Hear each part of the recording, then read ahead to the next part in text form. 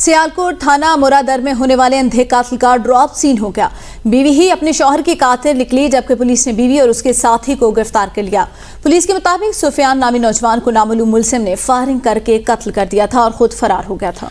मकतूल के घर वालों के मुताबिक मकतूल की किसी से दुश्मनी नहीं थी। डीपीओ मोहम्मद हसन इकबाल ने नौजवान के अंधे कत्ल का नोटिस लिया था। एसएचओ मुरादपुर इंस्पेक्टर अब्दुल रज़ाक ने एसपी इन्वेस्टिगेशन ज़ियाउल्लाह की हिदायत पर जदीद टेक्नोलॉजी को प्रोकार लाते हुए मुलजिमान को गिरफ्तार किया।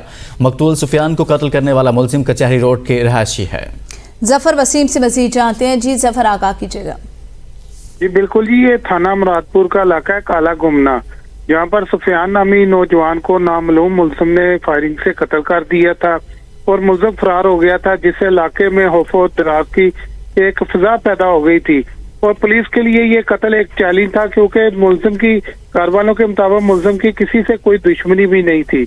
लेकिन पुलिस ने जब इस मामले पे तफ्तीश की तो मालूम हुआ कि जो फैसल है वो उसकी बीवी सायरा से उसके ताल्लुकात थे और दोनों ने मिलकर रास्ते से हटाने के लिए सुफियान का कत्ल किया। और यहाँ पर ये बात बताना चाहूंगा कि डीपीओ हसन इकबाल की क़यादत में सियालकोट पुलिस बिलखसूस एसएचओ मुरादपुर मियां अब्दुल रज़ाक जराइम के कला कमा के लिए भरपूर मुतहरक है। जी सही, बहुत शुक्रिया जफर वसीम आगाह करने।